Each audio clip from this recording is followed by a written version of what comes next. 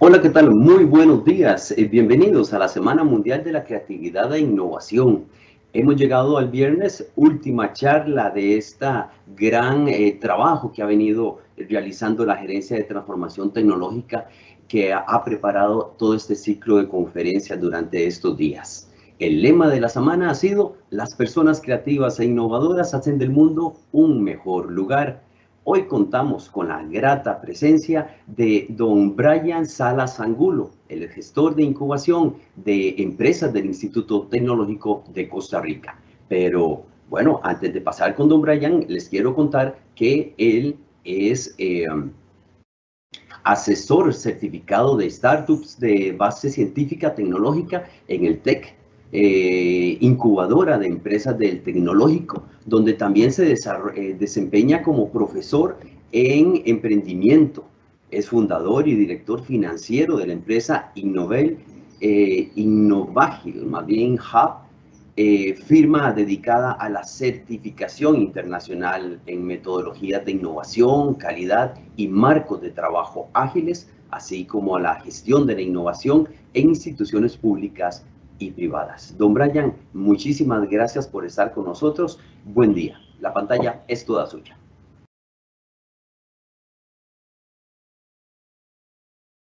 Muchas gracias, don Juan Carlos. Espero que este ratito sea de mucho provecho. Súper ilusionado de acompañarnos en una actividad tan importante como esta.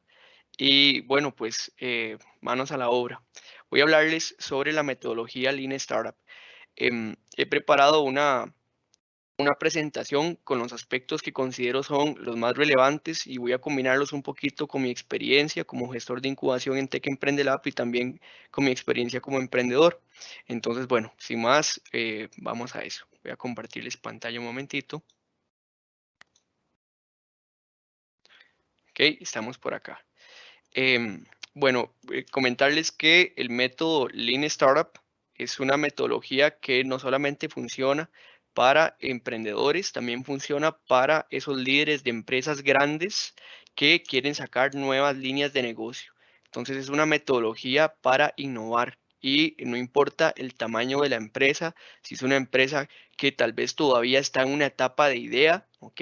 Y quiere sacar su primer nuevo producto o su primer servicio, o bien si hablamos de una empresa ya consolidada en el mercado que quiere innovar y generar una nueva línea de negocio. Para cualquiera de estos casos, la metodología Lean Startup funciona. Por lo tanto, en la presentación vamos a hablar acerca de algunas técnicas de prototipado que considero que es súper relevante porque a veces el tema de prototipado puede evocar a nuestra mente alguna actividad súper compleja y Lean Startup lo que nos invita es hacer experimentos para equivocarnos rápido y equivocarnos barato. Pero antes de hablar sobre la metodología, creo que es importantísimo que todos lleguemos a un consenso sobre lo que es innovación. Y aquí les traigo una imagencita de una pasta dental. Me encanta hacer este ejemplo porque eliminamos un tabú respecto a la innovación. Em, bueno, a los que nos estén viendo, les invito a solucionar este reto. Imaginen que ustedes son directores de una empresa que lo único que produce es pasta dental. Para hacer el ejemplo más sencillo, imaginemos que ustedes tienen esta empresa y es un monopolio a nivel mundial, ¿ok? Es un caso utópico. Y se le plantea a usted el reto, y el reto es el siguiente, ¿ok? Ya tiene monopolizado el negocio de la venta de pasta dental. ¿Cómo incrementaría usted las utilidades? Entonces, plantee una solución innovadora para solucionar este reto.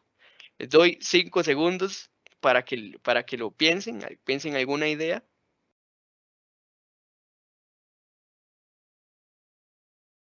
Ok, a algunos se les habrá ocurrido decir, bueno, lo que podemos hacer es reducir los costos. Ok, el tema es que muchas veces reducir los costos podría implicar disminuir la calidad. Si bien es cierto, somos un monopolio, ¿verdad? En este ejemplo hipotético somos un monopolio, pero eso podría afectar la imagen de la empresa. La otra opción podría ser, bueno, incrementemos el precio de la pasta dental porque es un monopolio y la gente pues tiene que pagar porque es lo único que hay en el mercado. Eso también podría afectar de manera negativa y tal vez cierto sector de mi público meta ya no le va a ser asequible adquirir la pasta dental. poniendo ejemplos, digamos, súper extremos. Ahora, una solución innovadora es un ejemplo de una empresa real, la propuso una persona que trabajaba en limpieza a un reto muy similar a este y la solución fue, bueno, ¿y por qué no hacen el hueco de la pasta dental un poquito más grande para que a las personas se les gaste más rápido, ¿ok? Y haya mayor rotación de venta? Es el mismo producto, la misma calidad, es el mismo contenido, pero hay una idea innovadora ahí. ¿Por qué traigo este ejemplo, muchachos y muchachas? Porque muchas veces pensamos que innovación es programar, es, como decimos nosotros en el tech, es escupir software y hardware. Y la innovación no es eso. ¿Okay? La innovación es encontrar un problema y darle solución a ese problema de una manera mejor a las alternativas existentes que hay en el mercado. Si logramos hacer eso, solucionar un problema de forma más efectiva, más eficiente, ¿okay? Que genere más valor, pues habremos generado innovación. Entonces, a partir de ahorita, quitémonos de la mente que innovar es un tema súper complicado que muy pocos pueden hacer. Todos podemos innovar en diferentes aspectos y también niveles. Ahora, un punto muy importante, como preámbulo antes de hablar de lleno en lo que dice Eric Rice con la metodología Lean Startup, es que antes de innovar, ¿verdad? Definamos muy bien cuál es el problema que yo quiero solucionar, porque lamentablemente hay problemas que no vale la pena solucionarse. ¿Y qué pasa? Que los emprendedores o las empresas sacan una nueva línea de negocio, invierten tiempo, invierten dinero, bueno, invierten muchos recursos para que al final del día no tenga una salida en el mercado ese producto o ese servicio que quieren colocar, porque tal vez el problema que soluciona ese producto o ese servicio a nadie le importa. O tal vez es un problema que sí existe, pero tal vez es un problema que no es tan doloroso como para que se justifique meterse la mano a la bolsa y pagar por una solución. Y eso es un asunto importante. El éxito de una idea depende de muchos factores, pero un factor muy importante es la importancia del problema que se busca desarrollar o solucionar con el producto o con el servicio. Entonces, aquí les traigo una serie de características que debería de tener el problema antes de proponerme innovar. ¿Ok? Debería de identificar una necesidad que sea popular. ¿Qué significa que sea popular? Que mucha gente lo tiene. Si mucha gente tiene esa necesidad, estamos hablando de un mercado de mucha gente y eso es positivo para el negocio. Si por el contrario son poquitas personas las que tienen esa necesidad, estoy hablando de un mercado de poquitas personas y eso no es rentable. Para los emprendedores y las empresas que operan en Costa Rica y tal vez no hemos empezado a exportar y demás, es un hecho que Costa Rica es un mercado muy pequeño. ¿Ok? Entonces, ya de por sí, em, si, si nos enfocamos, por ejemplo, únicamente en problemas que incluso dentro de Costa Rica muy poquitas personas tienen, entonces digamos que hay probabilidades de que ese emprendimiento, esa nueva línea de negocio no tenga el efecto deseado. Ok, luego, enfoquémonos en necesidades que crezcan rápido. Si esa necesidad que tiene la gente es cada vez más común, estamos hablando de un mercado que va en crecimiento. Si por el contrario es un problema que tal vez hoy la gente tiene y está dispuesta a pagar, pero cada vez menos personas tienen esa necesidad, entonces estoy hablando de que mi mercado se está haciendo un poco más pequeñito. Hay que tener cuidado con eso. Veamos el ejemplo de las mascarillas. Em, Todo el mundo ocupaba una mascarilla al inicio de la pandemia. Ahora todos tenemos mascarillas por todo lado, ¿verdad? Entonces, es un problema, digamos, una necesidad que cada vez menos personas empezamos a tener, por lo tanto, justificar la venta de mascarillas en la fecha actual es mucho menos rentable que las personas que trabajaron en esa iniciativa cuando había escasez de mascarillas y todos empezaron a construir mascarillas de tela, por ejemplo, ¿verdad? Ahora, otra característica importante, trabajemos con problemas urgentes. Cuando los problemas son urgentes, el cliente, el consumidor, es más anuente a poder adquirir mi producto, mi servicio, mi innovación, porque tiene una necesidad que le urge resolver. Luego, muy importante, problemas frecuentes. Si mis clientes o mi público meta tiene un problema una vez cada 10 años, ¿ok? Es menos rentable que si mi público meta se enfrenta a ese problema que yo quiero resolver con mi innovación, ¿ok? Varias veces al año. varias veces al mes, mejor todavía, varias veces a la semana o todos los días. Entonces, la frecuencia puede marcar una pauta muy importante respecto a en qué sería interesante desde el punto de vista económico o sostenible solucionar una necesidad, ¿ok? Y el otro factor es que sean obligatorios de resolver. Por ejemplo, en el momento que la legislación nos dijo, bueno, ahora hay que utilizar facturación electrónica, ¿ok?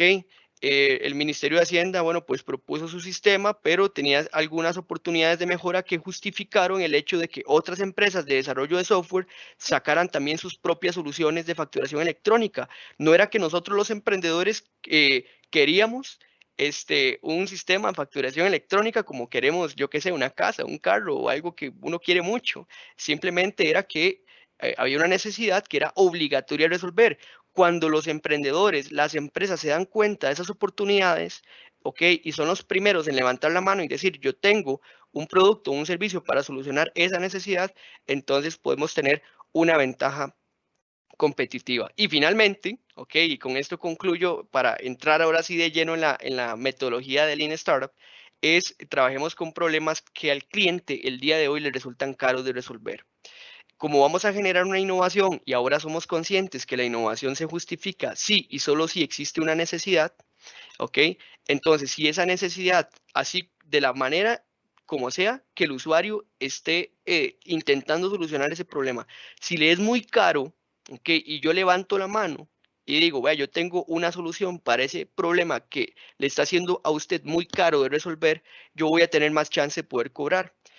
Un ejemplo que siempre doy, si hay una empresa, yo que sé, que utiliza máquinas industriales y resulta que esa máquina industrial por cuestiones de operación se tiene que parar 5 veces al año. ¿Ok? Y eso representa un costo a la empresa porque se detiene, yo que sé, el horno, por ejemplo, para producir cemento, pero igual hay que seguir pagando planilla, ¿verdad? Igual hay un montón de costos fijos que tiene la empresa y ese horno no está produciendo porque se detiene 5 veces al año. Si un emprendedor levanta la mano y dice, yo tengo una solución para que esos parones de horno no sean 5, sino sean 3, y eso le implica un ahorro a esta empresa de, yo qué sé, 10 millones de dólares o 5 millones de dólares, lo que sea, aunque la solución a ese emprendedor le cueste 1 millón de colones, puede cobrar mucho también, es muy rentable porque al final del día la gente va a pagar menos de lo que hoy tiene que invertir para poder solucionar ese problema. Entonces, son características súper relevantes que les invito a que tomemos en cuenta antes de decidir innovar. Y ahora sí, ya con esto claro, cuando vamos a implementar Lean Startup, que ya lo vamos a ver, hay que hacer experimentos, es decir, hay que hacer hipótesis y testear esas hipótesis. Nosotros deberíamos de enfocarnos acá. Ok, aquí está el diagrama de Venn. Hay que encontrar un problema que tenga una frecuencia que no sea interesante, ¿verdad? A la nueva línea de negocio, al emprendimiento. Hay que encontrar que ese problema sea doloroso al usuario, es decir, que se justifique que ese usuario quiera meterse la mano a la bolsa, pero también que el equipo de trabajo, el know-how de la empresa, tenga la capacidad para solucionar esa necesidad que hemos encontrado. Entonces, el punto donde converge un problema que es frecuente, un problema que es doloroso para los usuarios actuales y un problema en el que el equipo de trabajo tiene injerencia, conocimiento y know-how para poder trabajar, ahí es donde deberíamos aplicar metodología Lean Startup. ¿Qué es una startup? Básicamente, una startup es una institución, ¿ok? Con la intención de tener un crecimiento muy acelerado. Eric Rice lo dice de una manera todavía más específica. Él lo que dice es que una startup es una institución bajo condiciones de incertidumbre extremas que no se pueden administrar con las herramientas de administración tradicionales. ¿Por qué? Porque cuando hablamos de una startup, estamos hablando de innovaciones que incluso pueden ser escalables. Y de hecho, una característica súper importante de las startups es que son escalables. Es decir, que con poquitos costos, ¿ok? Con poquitas inversiones pueden generar grandes volúmenes de ingreso. pero el tema es que están en condiciones de incertidumbre extrema. ¿Por qué? Porque muchas veces las startups son soluciones o alternativas muy nuevas que la gente ni siquiera conoce, ¿ok? Entonces, no tenemos cómo predecir el éxito o el fracaso de ese emprendimiento. Por ejemplo, la nube. Cuando nadie conocía la nube, que podíamos tener todos nuestros archivos y documentos en tiempo real en Internet, y yo, por ejemplo, utilizaba un método tradicional como una encuestita de una investigación de mercado y preguntaba, ¿usted está interesado en colocar sus documentos personales en Internet donde pueda accesarlos, etcétera, verdad? Aunque usted lo explique muy bien, cuando la persona vaya a leer eso en un formulario, va a interpretar lo que su cerebro procese y puede ser diferente de lo que el emprendedor va a realizar, ¿ok? Porque es algo que no existe. Por el contrario, veamos un restaurante. Si yo quiero desarrollar un concepto, un restaurante y darle algunas tónicas innovadoras y demás, y yo hago una investigación de mercado, ahí me va a funcionar muy bien, ¿verdad? O me va a funcionar mejor porque la gente ya sabe que es un restaurante. No así, no saben qué es la nube. ¿Me explico? Entonces, cuando trabajamos con cosas realmente nuevas, que es lo que propone esta metodología, deberíamos de dejar de lado, en las etapas iniciales al menos, métodos tradicionales, ¿verdad? Y enfocarnos en una metodología como la que propone Eric Rice, que es Lean Startup. Algunos ejemplos, aquí tengo, bueno, pues dos ejemplos súper conocidos. Spotify, ellos le dan mantenimiento al sistema únicamente, ¿verdad? Y pues es muy rentable porque al final del día, entre más cantidad de usuarios tengan, pues más generan. Facebook también pasa lo mismo, y aquí tenemos una startup nacional que se llama Bisquick, una startup costarricense también incubada en Tech Emprende Lab. Ellos tienen una plataforma para poder vincular talento universitario con instituciones, pymes y empresas medianas y empresas grandes a través de una plataforma. Aquí la clave, muchachos y muchachas, es que hay escalabilidad, y escalabilidad es lo siguiente. Les voy a poner un ejemplo de un modelo de negocio muy tradicional en nuestro país, que es el tema de las asesorías. Si yo soy asesor y me veo como, no sé, tengo una firma de asesores, una firma de consultoría. Si yo quiero disparar los ingresos, esta barrita de acá, este eje de acá, son los ingresos, ¿ok? Y esos son los costos. Si yo quiero dispararme en ingresos, yo tengo que contratar más asesores. Es decir, para poder crecer en ventas, yo necesito crecer en costos. Y eso es algo con poca escalabilidad, ¿ok? Por el contrario, una startup que sí es escalable, ¿ok?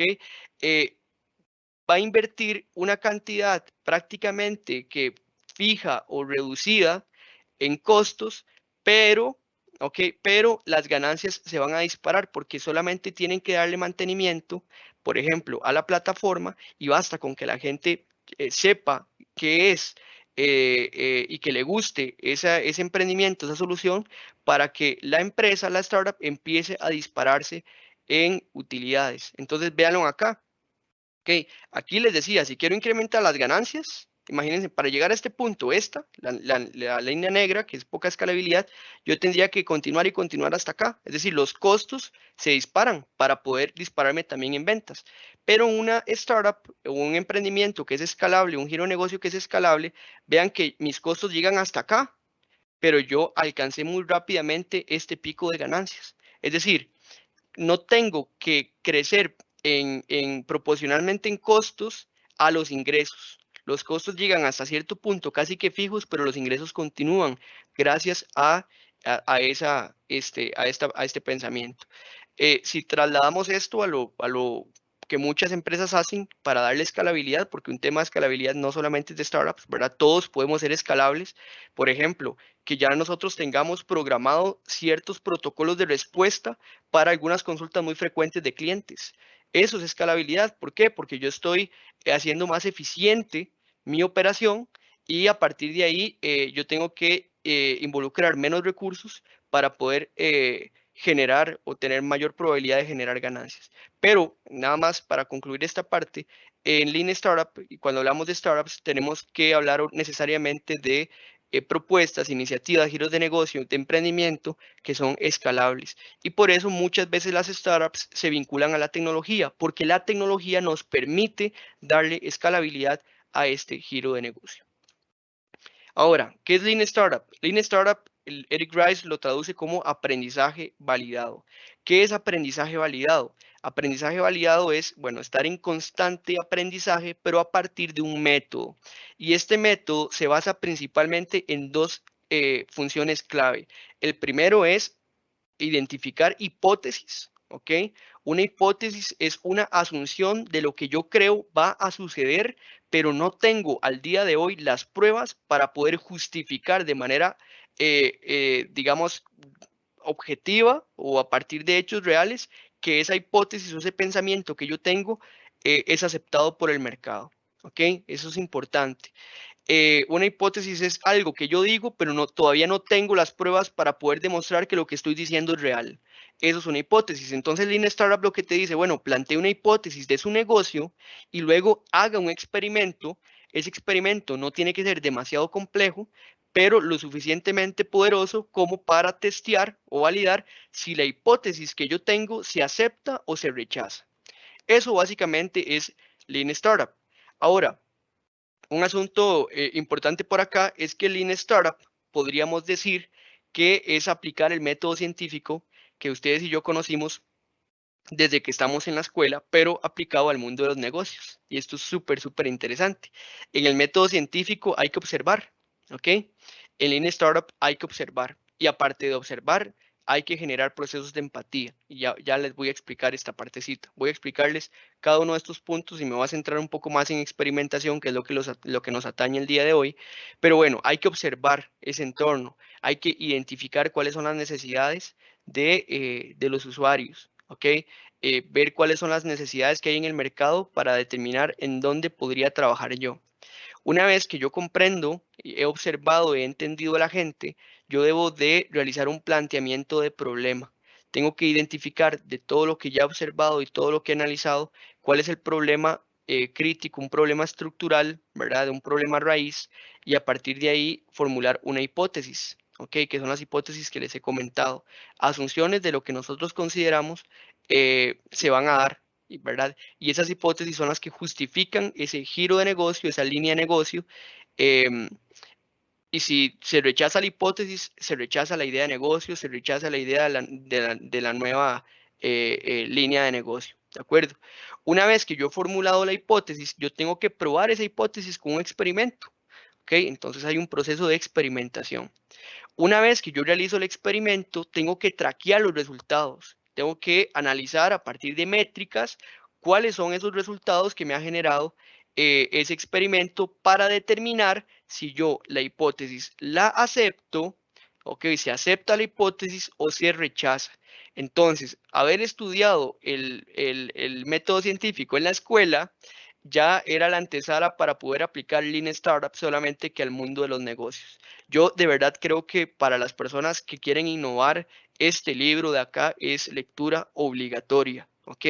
Sí que es cierto que hay que tropicalizarlo a la realidad nuestra, la de Costa Rica, no se puede tomar literalmente todo lo que viene en ese libro, porque es un contexto norteamericano, pero la gran mayoría de elementos que nos propone Eric Rice los podemos aplicar sin ningún problema, indistintamente del contexto, o al menos en el contexto de nosotros, que lo trabajamos con esta metodología para apoyar emprendimientos de base tecnológica, nos ha funcionado bien.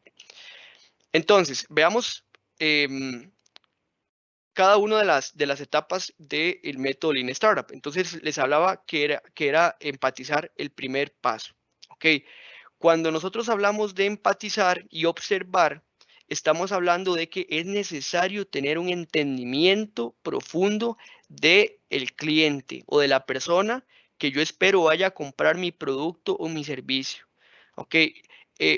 Aquí hay un cambio de mentalidad importante que tenemos que hacer, porque lamentablemente lo más común, lo que sucede en todo lado, es que generamos una idea de negocio. No le preguntamos a nadie porque me da miedo que me roben la idea, ¿ok? Invertimos tiempo y recursos, ¿ok?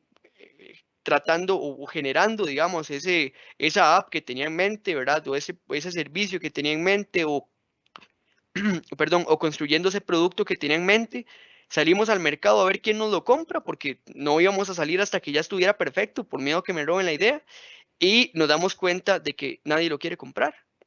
¿Ok? ¿Por qué? Porque básicamente nosotros no comprendimos cuáles eran las necesidades del usuario. Y para poder comprender las necesidades del usuario, yo tengo que hablar con ellos para saber cuáles son sus necesidades. Aquí hay un punto importante, súper importante, y es que hablar con los usuarios no significa preguntarles qué es lo que quieren, porque los usuarios son muy malos para decirnos qué es lo que quieren. La única tarea, de el usuario es expresarnos a nosotros cuáles son sus necesidades, los problemas a los que se enfrentan en el día a día, cuál es el contexto, cuáles son las historias que ellos tienen relacionados a la necesidad que nosotros como emprendedores corporativos o emprendedores que queremos generar un emprendimiento, una empresa para nosotros mismos, pues vamos a desarrollar. Entonces es muy importante desarrollar, digamos, este proceso de empatía. Les voy a poner un ejemplo. Quiero que se imaginen esta historia. Imaginen que a usted y a un grupo multidisciplinario de profesionales les proponen el siguiente reto. Y es el siguiente. Bueno, les dicen a ustedes, hay una zona muy remota en el país donde no hay acceso a servicios públicos y los niños que viven en esa zona tienen una deserción increíblemente alta. ¿Ok? Entonces les dicen a ustedes, la deserción es muy alta, la deserción escolar es muy alta, las notas son pues bastante bajas, soluciónelo. Entonces, si yo no genero un proceso de empatía, nosotros peloteamos ideas y decimos, bueno, mejoremos el proceso de enseñanza-aprendizaje, mandémosles más profesores, etcétera, ¿verdad? Y entonces todas nuestras soluciones están relacionadas al mundo del aprendizaje porque el reto está relacionado al aprendizaje. Pero si desarrolláramos un proceso de empatía, tendríamos que ir y vivir con ellos, yo qué sé, una semana, ¿ok? Una semana viviendo con ellos para comprender su dinámica de vida y tal vez haciendo ese ejercicio nos dimos cuenta de que los chicos tienen que salir a trabajar con mamá o papá en el campo durante la mañana y cuando cae la tarde, que es cuando ellos tienen chance de ponerse a estudiar, tal vez están cansados como para ponerse a estudiar inmediatamente después del trabajo, sino que descansen y cuando ya tienen la energía para poder estudiar, se hizo de noche y como no tienen luz eléctrica, pues no pueden estudiar. Y eso es lo que está afectando las notas. Entonces, el colocar, por ejemplo, un bombillo que funcione con fotosíntesis o alguna otra alternativa que pueda generar luz cuando no hay acceso a la electricidad, entonces eso podría ser una solución a la deserción escolar y a las malas notas. Entonces, nótese que si yo realizo el proceso de empatía, la solución puede que sea muy distinta a lo que podría proponer el reto inicial. Pero si yo no hago el proceso de empatía, yo no puedo comprender la necesidad del usuario. Entonces, la probabilidad de generar algo que no sea, que no ocupen las personas, ¿verdad? Que no les interese o de crear algo que la gente diga muy bonito, pero no estoy dispuesto a pagarlo, se incrementan si yo no comprendo a mi usuario. Y comprender al usuario es observarlo, pero es también saber qué siente y qué piensa ese usuario. Hasta que yo no llegue a esa comprensión del usuario, yo no debería de pasar al siguiente punto, que es definir el problema. Una vez que yo comprendo a mi usuario, entonces yo tengo que determinar cuál es el problema estructural. Y cuando hablo de problema estructural, estoy hablando de un problema que no es consecuencia de otro. Porque si yo enfoco mi energía y la de mi equipo en solucionar un problema que no es el problema crítico o el problema raíz, ¿ok?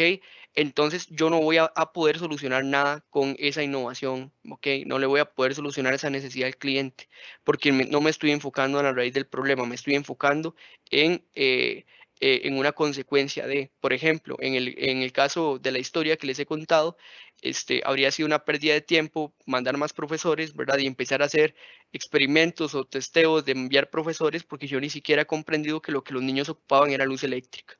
Entonces hay que hacer un experimento de analizar muy bien todo lo que hemos vivido en la etapa anterior y identificar cuál es el problema estructural. Luego hay que formular la hipótesis. ¿Ok? Una hipótesis, como les decía, es una afirmación sobre cómo esperamos que se comporte el cliente potencial sin haber realizado ningún testeo, sin tener pruebas para poder juzgar si esto es real o no es real. ¿Ok? Entonces hay que formular hipótesis. Ejemplos de hipótesis. Bueno, mi cliente tiene este problema o esta necesidad. Okay, yo creo que esa es la primera hipótesis que uno debería testear si realmente estamos trabajando vamos a solucionar un problema real o si nada más está en nuestra mente que la gente tiene ese problema.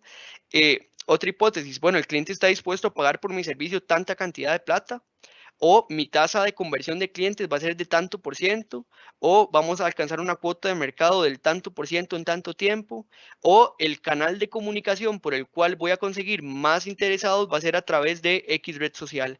Todas esas son hipótesis, son cosas que todavía no conocemos. Entonces, aquí Eric Rice nos propone dos tipos de hipótesis que son clave.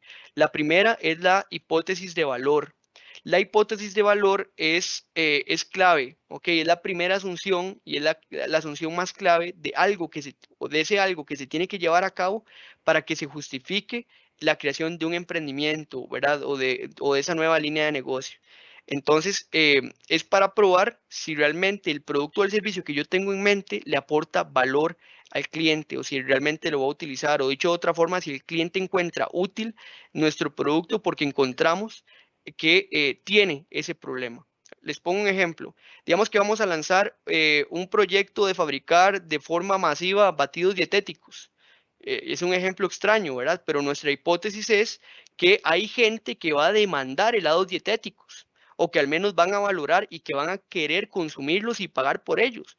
Esa es una hipótesis, ¿verdad? Entonces, si yo quiero generar un helado dietético y ponerlo a la venta, es porque tengo la hipótesis en mi mente de que la gente va a demandar ese tipo de helados. Si la hipótesis se rechaza, se cae el emprendimiento. Entonces, ¿para qué construirlo, verdad?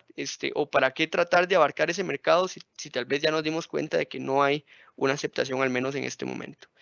Y las hipótesis de valor responden a preguntas como, bueno, ¿tiene la gente el problema que vos crees que tienen? Eso se llama un ajuste cliente-problema. ¿Ok? Otras hipótesis deberían de responder a preguntas como, bueno, ¿realmente quieren lo que están ofreciendo? Porque puede que tengan el problema y que sea muy doloroso y quieran meterse la mano a la bolsa para poder pagarte, pero están dispuestos a solucionar ese problema con tu solución, con tu innovación. Esa es otra. Deben de haber hipótesis de valor que respondan a esas preguntas. Y la más importante, ¿pagarían por ello? Porque muchas personas, y también es un tema muy cultural, la gente no quiere que te sientas mal. Entonces, cuando vos llegas y le preguntas, mira, ¿estás dispuesto a pagar por ello? Ellos te van a decir que sí, porque no quieren herirte, no quieren lastimarte. Pero cuando vos ya tenés algo y le decís, bueno, esto cuesta tanto, porque ahorita vamos a ver en los ejemplos que los prototipos se pueden vender, ¿ok? Y eso es un aspecto clave, porque una cosa es decirle a la persona, vea, ¿usted pagaría? La gente llega y le dice, sí, sí, claro, yo le pagaría. Pero cuando usted le dice, vea, aquí está, vale tanto, me lo compra. Y ahí la gente se lo piensa más. Si te lo compra, entonces vamos por muy buen camino, se acepta la hipótesis. Pero si no te lo compra, entonces habría que analizar un poco qué es lo que está pasando ahí. Y luego, el otro tipo de hipótesis son las hipótesis de crecimiento. Básicamente describen cómo los nuevos clientes van a descubrir mi producto o mi servicio. Entonces, responder preguntas como, ¿cómo van a descubrir nuestros clientes ese producto o ese servicio? Por ejemplo, una hipótesis, bueno, van a conocerme principalmente a través de Instagram. ¿Verdad? Y voy a crecer por ahí, voy a crecer a través del boca en boca. Esas son hipótesis de crecimiento. Ok, bueno, con esto claro, hablemos de experimentación. Un punto importante por acá, les he traído muchos puntos importantes. El Eric Rice lo que dice es, hay que desarrollar un MVP o un producto mínimo viable. Ese MVP o ese producto mínimo viable no tiene que perseguir la perfección, perdón. No tiene que ser perfecto, ¿ok? Lo que ocupamos es que sea lo suficientemente bueno para validar la hipótesis, ¿ok? Y pues ya, eso es, no tiene que ser algo demasiado complejo. Ya vamos a ver algunas características. Por ejemplo, veamos la de Zappos. ¿Okay? Esta es una empresa que vende todo tipo de zapatos a través de internet, pero les quiero contar cuál fue el prototipo que desarrolló Nick Swinburne que le justificó el hecho de seguir invirtiendo recursos. Él lo que hizo fue lo siguiente, vean qué interesante el experimento. Él hizo el prototipo sin haber comprado un solo zapato. Iba a las tiendas de zapatos, le sacaba foto a los zapatos y los colgó en una página web. ¿Ok? La gente ahí le gustaba el zapato, los pares de zapatos. Él lo que quería probar era si la gente estaba dispuesta a comprar zapatos por internet. ¿ok? Y resulta que él no tenía un stock de zapatos. Fue a las tiendas, le sacó fotos a los zapatos y lo subió a una página web. Y resulta que la gente empezó a ordenar los zapatos a través de la página web, así que él lo que hacía era que iba él personalmente a comprar los zapatos de esa persona que cliqueó en esa imagen, compraba los zapatos y él mismo se encargaba de entregar esos zapatos que las personas vieron en la página web de él, los compraba y se los llevaba a la casa y sacaba de pues un porcentaje de ganancia por eso. Pero vean qué interesante, ¿verdad? No ocupó un solo zapato, utilizó los zapatos de empresas convencionales que ya vendían zapatos y fue suficiente para probar su hipótesis de valor. ¿Cuál es la hipótesis de valor de Nick? Bueno, hay gente que está dispuesta a demandar zapatos a través de Internet sin la necesidad de habérselos probado. Y ese experimento fue lo suficiente como para poder determinar que esa hipótesis se aceptaba, por lo tanto se justificaba seguir adelante con el proyecto emprendedor. Entonces ahí les dejo un ejemplo de este prototipo. Ahora veamos otro prototipo. Una empresa alejada, digamos, del punto com, ¿verdad? O alejada de lo que es Internet, era un servicio de lavandería de un pueblo se llama Akshay, ¿verdad? Y resulta que era un emprendedor que tenía la idea de poner unos sistemas de lavandería con máquinas muy modernas para gente que no podía permitírselo en esa zona. Era una zona o sea, muy pobre, ¿verdad? Muy de escasos recursos, ¿verdad? Entonces, él quería instalar estas máquinas modernas para ofrecer servicio de lavandería y demás. Entonces, él no, y querían que fueran kioscos y que fueran kioscos hasta kioscos móviles, ¿verdad? O sea, que no estuvieran fijos en un solo lugar, sino que se pudieran mover en distintos puntos y demás para poder abarcar más mercado. Lo que hizo fue lo que ustedes ven en la imagen en este momento. Subió, digamos que una lavadora a un camión, ¿ok? Y se fue a ofrecer por los pueblos el servicio de lavandería. Ese fue su experimento, ¿verdad? No invirtió en el kiosco de una vez, en el kiosco móvil, con las máquinas modernas, no, no. Lo que hizo fue que subió esa lavadora al camión y entonces empezó a ofrecer el servicio y la gente, ¿verdad? Que tenía que utilizar métodos más análogos para poder lavar su ropa y demás, pues estuvo interesada y empezó a adquirir ese servicio.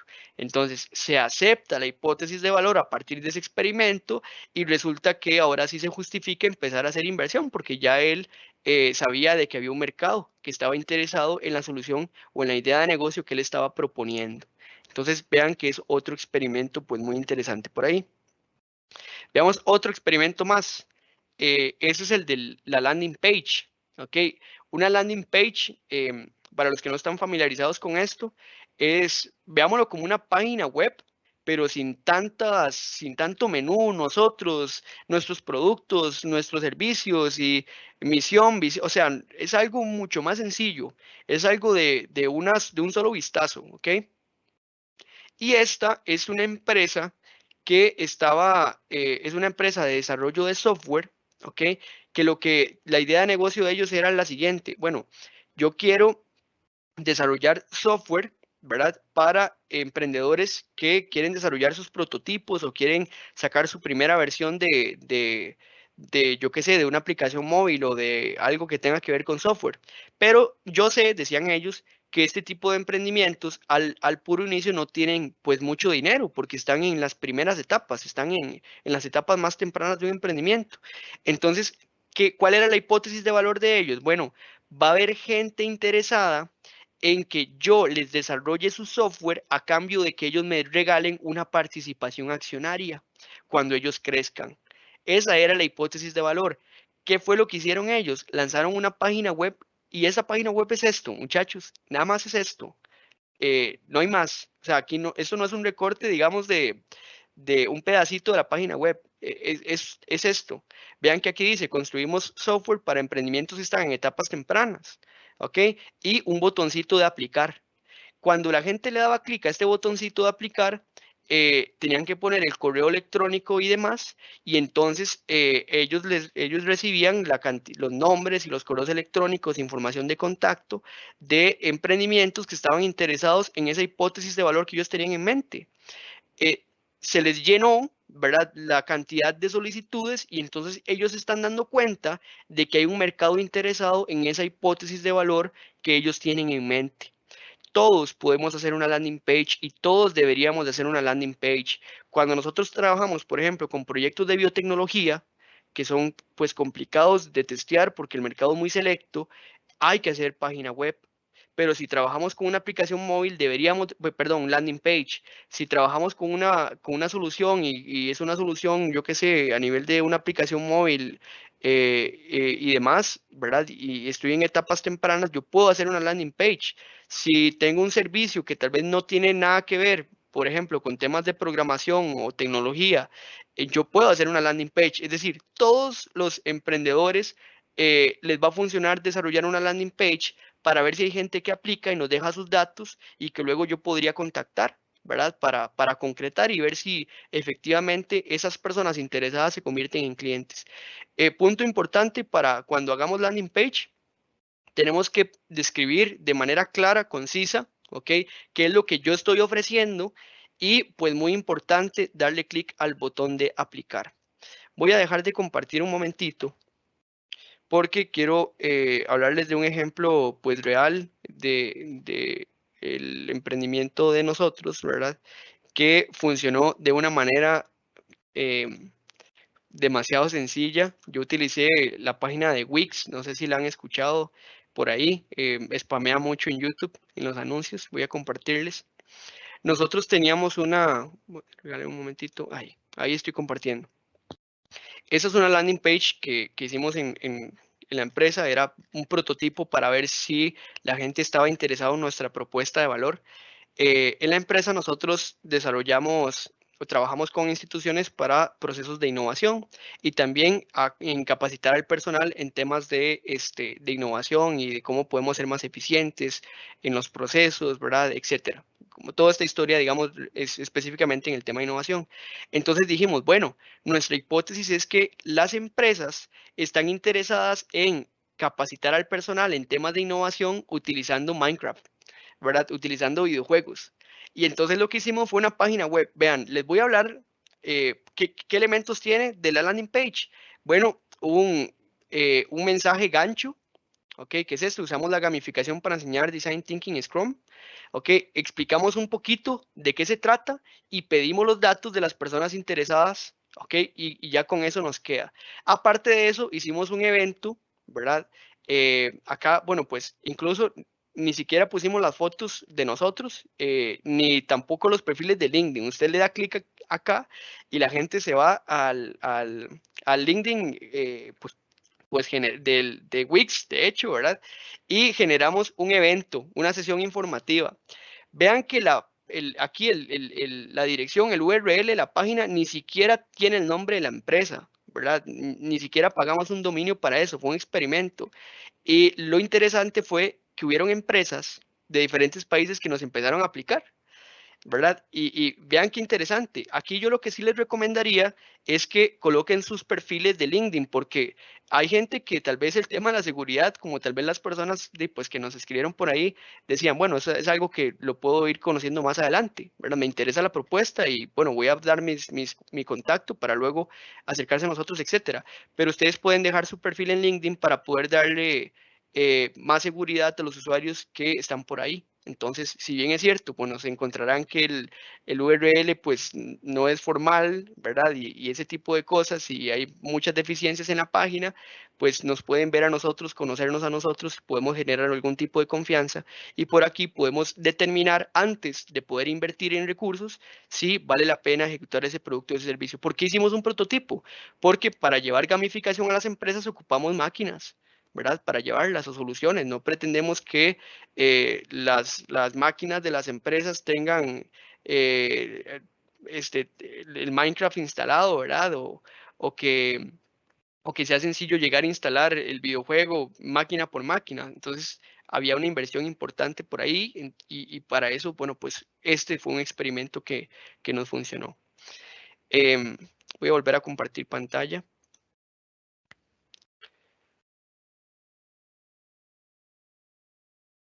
Hablarles de otro tipo de prototipo. Y este otro prototipo fue el que utilizó Dropbox, ¿ok? En aquel momento, la nube era pues muy poco conocida o nada conocida por la mayoría. Y lo que hizo el fundador de Dropbox fue hacer una landing page, y lo que hizo fue que hizo un video que colocó en esa landing page. En el video, él no había programado nada de Dropbox, nada. Pero en el video se hacía la pantomima de que el software pues funcionaba, ¿ok? ¿Verdad? Y entonces en el video él hablaba, ustedes, bueno, pues si tienen la oportunidad de ver ese video, él hablaba y explicaba cómo funcionaba la herramienta mientras él hacía la pantomima de que movía el mouse. Así de increíble, pero en realidad, pues nada era cierto, no había nada programado, pero fue lo suficientemente poderoso para que la gente entendiera qué era la nube. La gente no sabía qué era eso, ¿verdad? O cómo se utilizaba eso. Son cosas que usted no puede determinar a través de un formulario, ¿verdad? A través de una encuestita de marque con X. No, él lo que hizo fue ese video para poder consensuar lo que él tenía en mente de lo que era Dropbox y con las expectativas de la gente. ¿Cuál fue el resultado? Miles de personas interesadas en la primera, o en cuando se hiciera el primer lanzamiento del producto.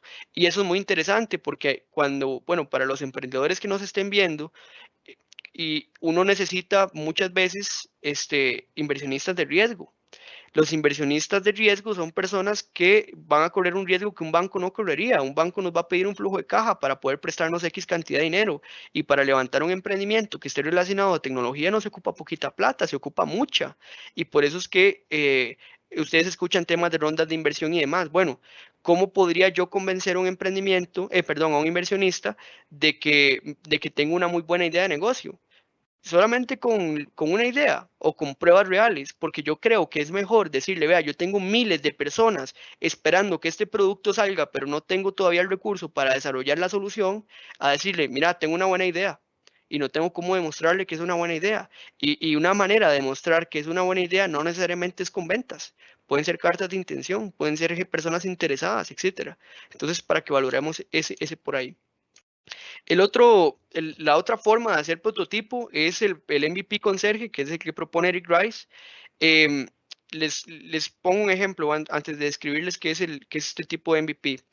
Había un emprendimiento que se llamaba Comida a la Mesa, es este de acá, ¿ok? Ellos tenían una solución pues muy interesante, que era una aplicación donde las personas escogían cuáles eran sus platillos favoritos, y la aplicación se encargaba de identificar cuáles eran esos platillos que a la gente le gustaba, buscaba cuáles eran los ingredientes que estaban en descuento en los supermercados más cercanos al usuario, y la aplicación se encargaba de comprar esa comida y de generar una receta, llevarle la comida y la receta al usuario para que éste pudiera preparar platillos que previamente en el app habían indicado que les gustaba. Vean que es un emprendimiento súper complejo, es muy, muy complejo, tiene mucha logística detrás. Y adivinen cómo fue su prototipo.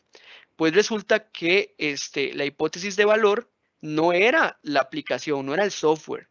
La hipótesis de valor era que había gente que estaba dispuesta en comprar por internet comida para recibirla, y que esa comida respondiera a un platillo que a ellos les gusta y que ellos estuvieran dispuestos a prepararlos por ellos mismos y por ellas mismas. Esa es la hipótesis. La aplicación es el medio para hacerlo, pero la hipótesis era esa. Entonces se fueron a volantear fuera de los supermercados.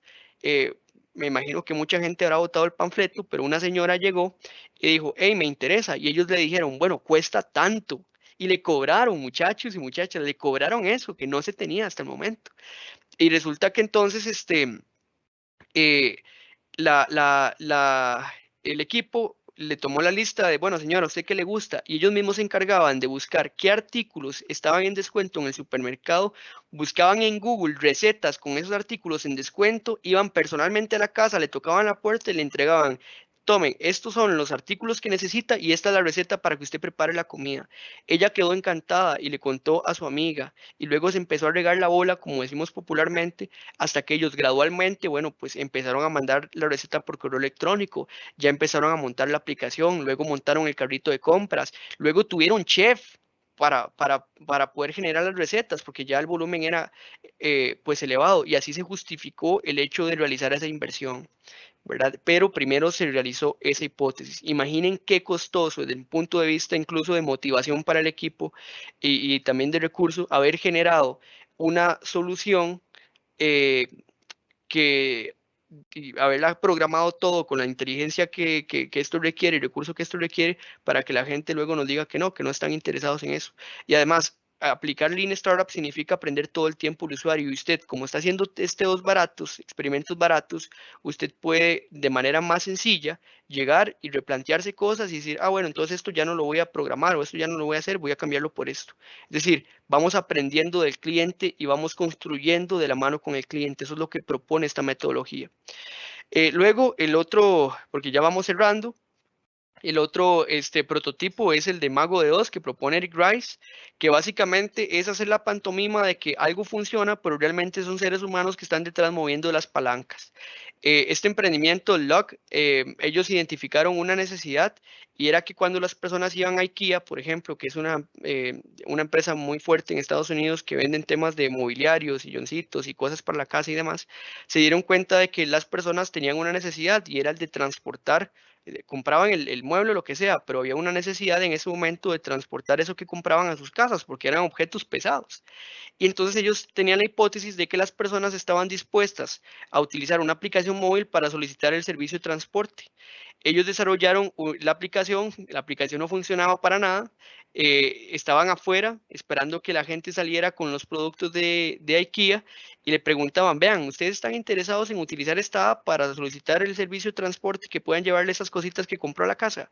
Y algunos les decían que sí, entonces ellos mismos habían alquilado un carrito como este, ¿verdad? Bueno, habían un camión y entonces estaba parqueado atrás de IKEA y hacían la pantomima de que las personas ya habían solicitado el transporte a través de la app, pero ya eran ellos mismos avisándole al otro, hey, venga, ya le dio a aceptar y no sé qué. Y entonces llegaba el camioncito, subían las cosas y la gente se iba tranquila y cobraban por eso. Y vean que no se tenía nada, ¿verdad? Y aún así estaban cobrando por ese servicio. Entonces es otro tipo de experimento que se puede realizar. Vean que en los prototipos, en los experimentos que les he mostrado, se han cobrado, ¿verdad? Porque es que si yo no cobro, yo no estoy seguro de si la gente está dispuesta a pagar por el servicio. Una persona que esté dispuesta a pagar por algo es porque tiene una necesidad que es tan dolorosa como para meterse la mano a la bolsa. Yo siempre digo esto. Y si en el experimento somos capaces de tocar el bolsillo a la gente y esa persona o ese usuario me dice que sí, sí está dispuesto a pagarme, entonces yo puedo estar muy tranquilo porque quiere decir que o sea, creo que no hay mejor manera de validar una hipótesis de valor que la gente pague. Si la gente paga, podemos aceptar la hipótesis de valor porque la gente no va a comprar algo que no les agregue valor, la gente no va a comprar algo que no solucione una necesidad, ¿verdad? Entonces creo que es importante que lo tomemos en cuenta. Bueno, ya para concluir, ¿qué medir del experimento? El engagement, por ejemplo, el tiempo que pasa el usuario en el producto por semana, el porcentaje de usuarios que vuelven el primer día, la primera semana o el primer mes. También hay que medir el crecimiento, ¿verdad? Entonces, uno tiene que traquear, bueno, la cantidad de visitas a nuestra landing page versus la cantidad de personas que se registraron versus la cantidad de personas que pagaron. Eh, ver nuevos usuarios ganados por semana y también desde el punto de vista financiero yo tengo que ir midiendo, bueno, cuánto me cuesta adquirir un cliente, es decir, si invertí 10.000 colones en Facebook y obtuve 10 clientes, entonces cada cliente me costó 1.000 colones. O sea, yo tengo que empezar a traquear, ¿ok? Y este tema de cultura de medición, creo que en Costa Rica todavía tenemos serias oportunidades de mejora. Las empresas que ya están más consolidadas, pues ya lo han hecho, pero yo vi muchos emprendimientos, todavía nos cuesta el tema de trabajar con métricas para ver si vamos bien o vamos mal. Eso es importante. Y otra métrica, digamos, de finanzas sería como el valor de vida del usuario, es decir, cuánta plata me ha generado en promedio los usuarios que yo tengo. Entonces, bueno, por acá quedaría mi participación. Yo espero de verdad que les haya sido de provecho. Estos temas son súper interesantes y yo creo que son muy valiosos para quienes queremos innovar y aprender rápido y aprender barato.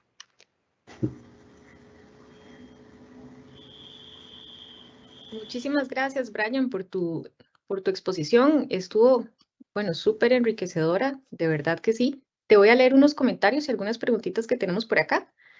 Eric Rice deja claro que el método Lean no es solo válido para emprendedores, sino también para grandes organizaciones o compañías. Él le llama a esto intraemprendimiento. ¿Podrías ampliar un poco más este concepto y cómo se aplica al intraemprendimiento? Sí, claro. Muy buena pregunta. Muchas gracias.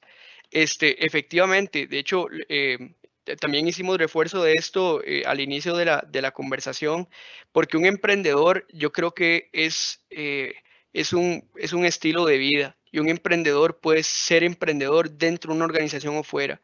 Un intraemprendedor es una persona que no queda conforme con las tareas diarias o rutinarias que tiene que ejecutar en la empresa, sino son personas que, aunque las cosas estén marchando bien, se preocupan por hacerlas mejor, aunque tal vez su jefe inmediato ni siquiera se las esté pidiendo, ¿verdad? Son esas personas como, vea jefe, vea jefa, se me ocurrió X o Y cosa que podría disminuir los tiempos de respuesta a nuestros clientes, o son personas que siempre están levantando la mano y proponiendo soluciones creativas.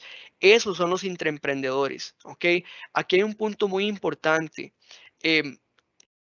Para nosotros como líderes de empresa o personas que tenemos gente a cargo, nosotros tenemos la obligación de promover una cultura de confianza, ¿verdad? Una cultura de respeto, una cultura donde la gente tenga chance de equivocarse sin temor a que va a ser regañado o a que va a ser amonestado, porque así se gestionan los intraemprendedores. Puede que tengamos gente muy buena, pero que tal vez por la cultura organizacional sean personas que no se atreven a levantar la mano y esas ideas de esas personas podrían ser un punto de inflexión para poder ganarle ventaja a la competencia o para poder sacar adelante algún producto o algún servicio que pueda ser estrella para la organización. Entonces, el tema del intraemprendimiento es pues justamente eso, espero que quede como muy claro. Un emprendedor no solamente es el que crea su negocio propio, es la persona que tiene una iniciativa destacable, es una persona creativa y propone cosas, repito, aunque esas cosas ya estén marchando bien, siempre tiene ideas de hacer las cosas mejor, pero necesita un acuerpamiento desde la gerencia, es decir, desde la estrategia de la organización para poder darle las herramientas a estos intraemprendedores, los espacios a estos intraemprendedores para que puedan ejecutar esas competencias que tienen. Entonces, efectivamente, sí, eso sería un intraemprendedor y adicionalmente la metodología de Eric Rice de Lean Startup aplica para sacar nuevas líneas de negocio que tengan esas características que les he comentado de escalabilidad y demás. Muchas gracias. Por acá otro comentario. Buenos días. ¿Se puede llamar innovación a la introducción de una nueva tecnología que no se haya utilizado en nuestro país y que pueda venir a solucionar un problema específico?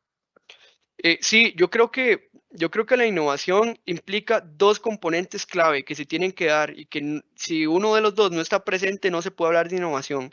Punto número uno, innovación tiene que tener novedad, ¿ok? Y novedad significa una manera diferente a las convencionales para solucionar una necesidad que exista, ¿verdad?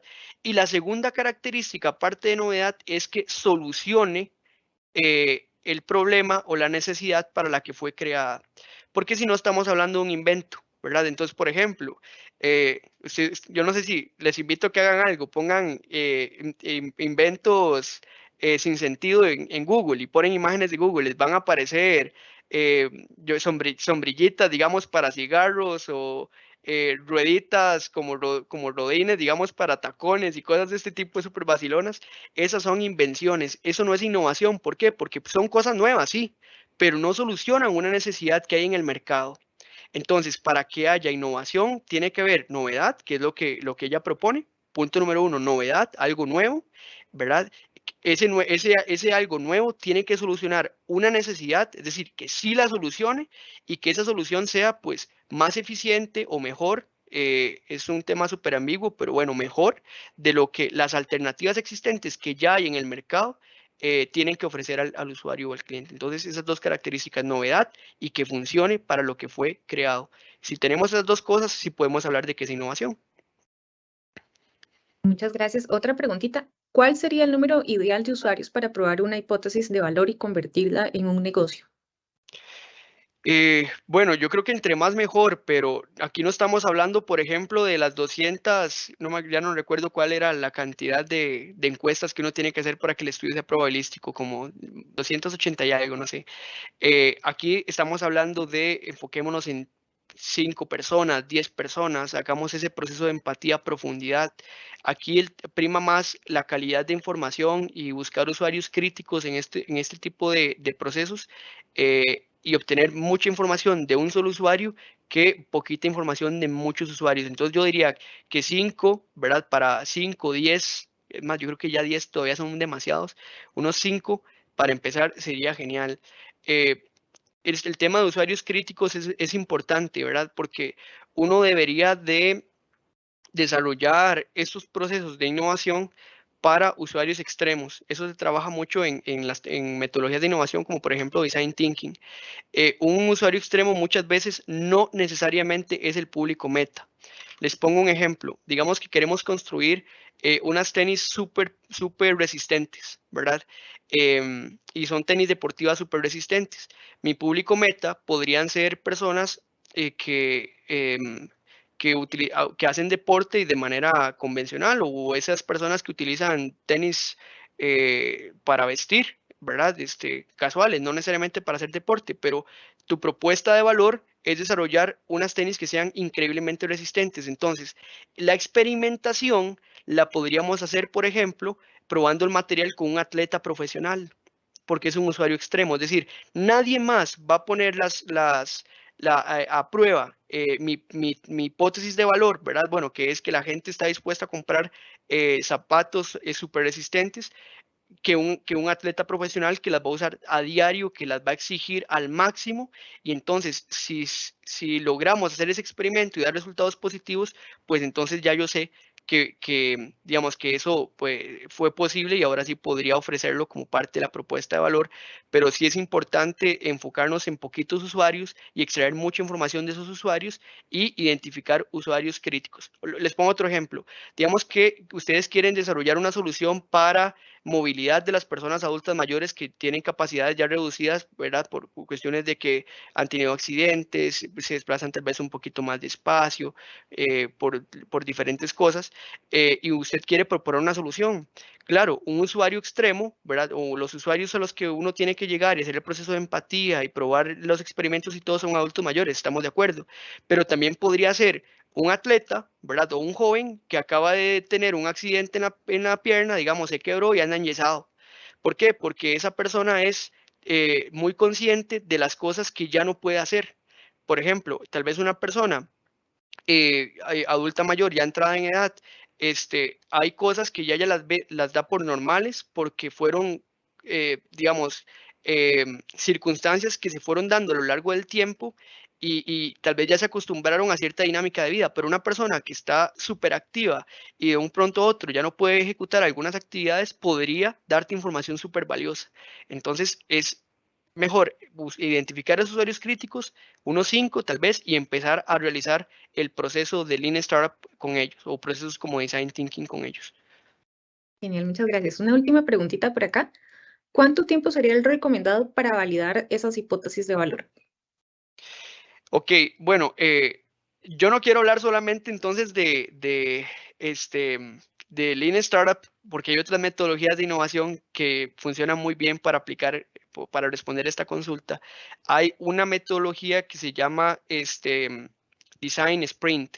Ok, Design Sprint, digamos que es como un hijo de la metodología Lean Startup. Y lo que dice es que uno podría realizar todo este proceso en una semana. Claro, en una semana full time, ¿verdad? durante toda una semana uno podría perfectamente hacerlo. Prototipos los hay de muchas formas, pero vean que un prototipo, como por ejemplo la landing page, es algo que usted puede hacer en cuestión de un día. No invirtamos, yo creo que ya trabajar, digamos, un mes en la construcción de un prototipo ya es demasiado tiempo. Debería de ser algo mucho más sencillo que podamos hacer en 1 o 2 semanas, ¿verdad? Y esta metodología de Design Sprint, que es la que les comento, es una forma de poder desarrollar este proceso de Lean Startup, es muy similar a Lean Startup, pero en cuestión de 5 días, y cada día para una cosa. Lunes usted hace el proceso de empatía, martes usted define el problema, miércoles usted genera ideas, jueves usted hace el prototipo y el viernes usted lo testea.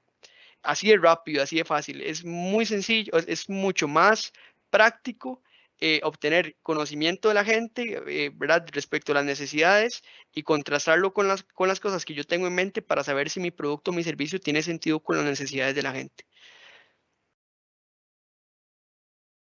Muchísimas gracias, Brian. Esos fueron los comentarios y las preguntas y nuevamente gracias por tu exposición. A ustedes las gracias. Que esté muy bien.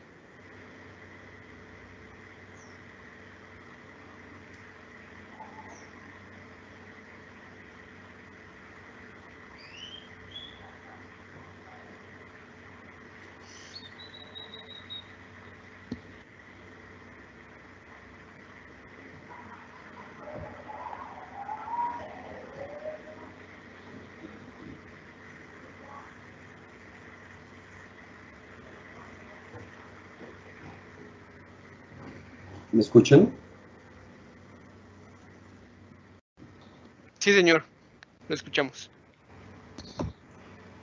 Don Brian, muchísimas gracias por su participación con este cierre de conferencias.